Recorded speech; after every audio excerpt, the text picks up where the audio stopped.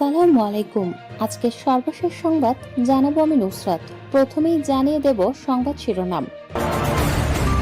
Hormuz প্রণালীর কাছে ট্যাংকারে হামলা, নিহত 2 ভারতীয়। সামরিক সংঘাতের মাধ্যমে কোনো সমস্যার সমাধান সম্ভব নয় বললেন নরেন্দ্র মোদী। পাকিস্তানের বিরুদ্ধে আফগানদের তুমুল বিক্ষোভ। ইরানের পারমাণবিক কর্মসূচি নিয়ে ট্রাম্পের চাঞ্চল্যকর দাবি। সর্বশেষ জানাবো, ইরানি জাহাজে হামলার কঠিন অনুশোচনা করবে যুক্তরাষ্ট্র বললেন আরাকচি। শিরোনাম শুনলেন, এবারে বিস্তারিত। হরমুজ প্রণালীর কাছে ট্যাংকারে হামলা, নিহত 2 ভারতীয়।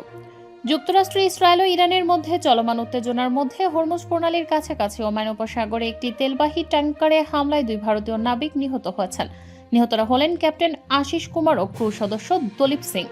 আশিস কুমারের বাড়ি ভারতের বিহার এবং দলীপ সিং এর বাড়ি রাজস্থানে। বৃহস্পতিবার এনডিটিভির প্রতিবেদনে বলা হয়, পালাওয়ের পতাকাবাহী তেলবাহী ট্যাংকার স্কাই লাইট 22 ফেব্রুয়ারি যাত্রা শুরু করে। পরে ওমানের মোসান্দাম উপদ্বীপ উপকূলের কাছে জাহাজটিতে হামলা হয়। এর আগে দেশটির দুকম বন্দর এলাকাতেও ড্রোন হামলার ঘটনা ঘটে। সামরিক সংঘাতের মাধ্যমে কোনো সমস্যার সমাধান সম্ভব নয় বললেন নরেন্দ্র মোদী। যুক্তরাষ্ট্র ও ইরানের মধ্যে চলমান প্রাণঘাতী সংঘাতের প্রেক্ষাপটে ভারতের প্রধানমন্ত্রী নরেন্দ্র মোদী বলেছেন, ভারত আইনের শাসন, সংলাপ ও কূটনীতিতে বিশ্বাস করে। কোনো সমস্যার সমাধান সামরিক সংঘাতের মাধ্যমে সম্ভব নয়।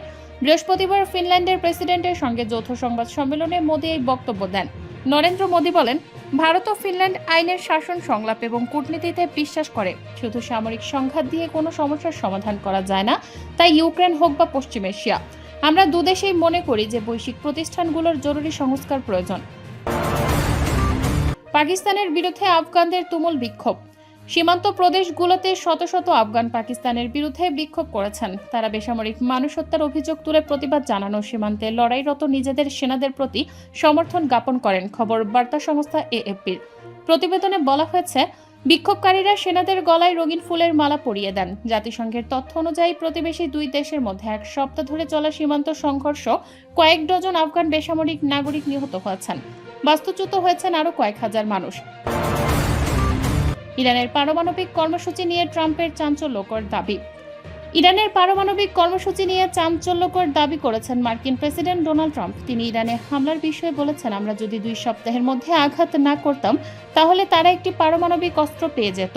বৃহস্পতিবার 5 মার্চ বিবিসির লাইভ প্রতিবেদনে এই তথ্য জানানো হয়েছে। ট্রাম্প বলেছেন, পাগলাটে মানুষদের হাতে পারমাণবিক অস্ত্র থাকলে খারাপ কিছু ঘটে। হোয়াইট হাউসে যুদ্ধ সংক্রান্ত নয় এমন একটি গোলটেবিল বৈঠকে বক্তব্য দেওয়ার সময় তিনি এসব কথা বলেছেন। প্রসঙ্গত, ইরান দীর্ঘদিন ধরে বলে আসছে যে তাদের পারমাণবিক কর্মসূচি শান্তিপূর্ণ। আন্তর্জাতিক পারমাণবিক শক্তি সংস্থা বা আইআই এর মহাপরিচালক মঙ্গলবার সামাজিক মাধ্যমে লিখেছেন, সংস্থাটি এ বিষয়ে নিশ্চিত করতে পারছে না।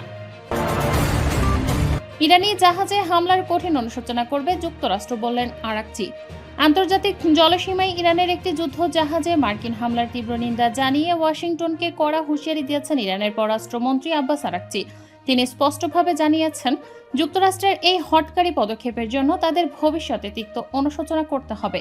বৃহস্পতিবার সামাজিক যোগাযোগ মাধ্যম এক্সে দেয়া এক বার্তায় আরাকচি বলেন, যুক্তরাষ্ট্র ইরানের উপকূল থেকে 2000 মাইল দূরে সমুদ্রের মাঝখানে এই নৃশংসতা চালিয়েছে। তিনি এই ঘটনাকে আন্তর্জাতিক নৌ চলাচলের আইনের চরম লঙ্ঘন হিসেবে অভিহিত করেছেন। পররাষ্ট্রমন্ত্রী আরাকচি তার বার্তায় বিস্তারিত উল্লেখ করে জানান, আক্রান্ত জাহাজটি ছিল ফ্রিগেট ডেনা, যা ভারতীয় নৌবাহিনীর আমন্ত্রণে অতিথি হিসেবে দেখানো অবস্থায় করছিল। হামলার সময় জাহাজটিতে প্রায় 130 জন নাবিক ছিলেন। কোনো ধরনের আগাম সতর্কতা ছাড়াই আন্তর্জাতিক জলসীমায় জাহাজটির ওপর এই আক্রমণ চালানো হয়েছে বলে ইরান দাবি করছে।